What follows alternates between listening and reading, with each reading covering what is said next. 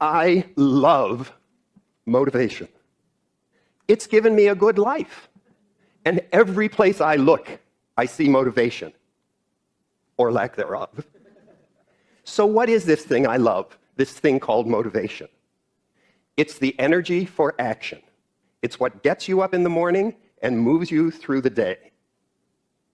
Traditionally, psychologists, economists, people on the street have thought about motivation as a unitary concept.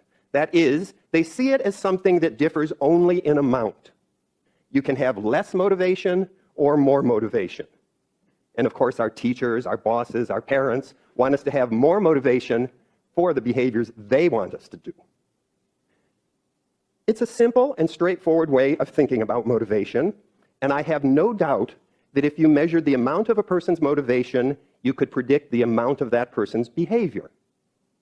But I've never believed that the amount of behavior was the most important thing.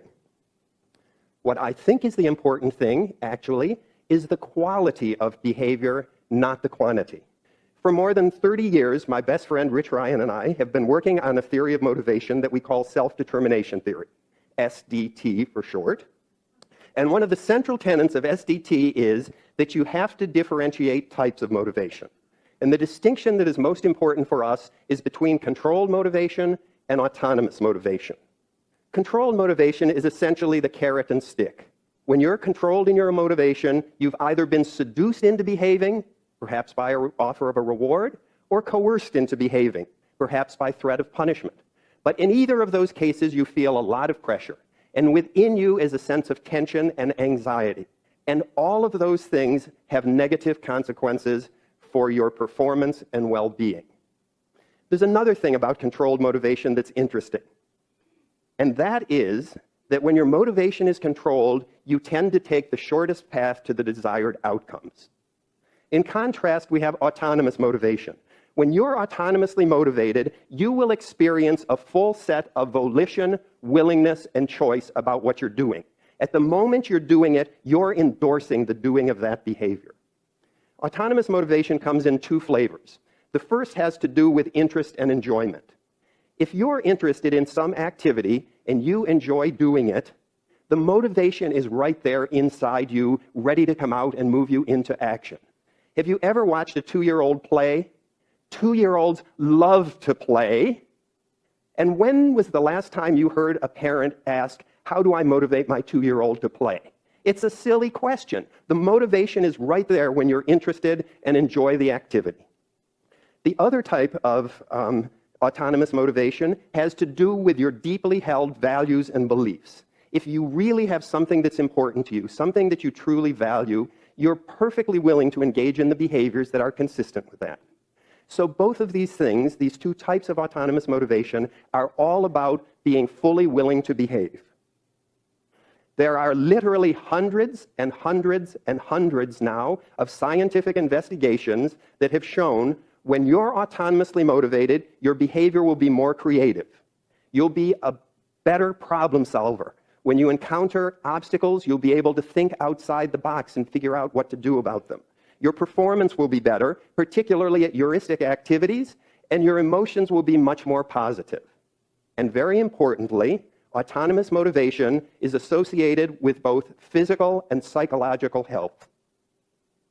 So, I'm arguing that autonomous motivation is a much more effective motivation than the carrot and stick, the controlled motivation. So what does autonomy support mean, which is the way of getting people to be more autonomously motivated? You begin by taking their perspective. If you're dealing with a child, with an employee, whoever it happens to be, can you begin by trying to understand how that person sees the situation? What is the internal frame of reference? And if you do that, you're in a position to move forward from there to do whatever it is that needs to be done. It also involves providing people with choice, allowing them to be engaged in the decision-making process. It means supporting their exploration, letting them try new ways, encouraging them to be self-initiating, to be a self-starter, if you will. And very importantly, if you're asking somebody to do something, you need to provide them with a meaningful rationale. Because that way, they will understand the importance and they may actually internalize it and make it a part of their value system. So what happens when people are autonomously motivated? When teachers are autonomously motivated, their students learn in a deeper, more conceptual way. The students enjoy learning more, and they feel more confident and competent about themselves. When doctors are autonomy supportive, their patients live healthier lives. They take their medications more reliably, they eat healthier diets, and they exercise on a more regular basis. When coaches are more autonomy supportive, the research shows their athletes persist longer at the activity, they feel better about themselves while doing it, and they work together better as a team. When bosses are more autonomy supportive, their subordinates perform better at the job.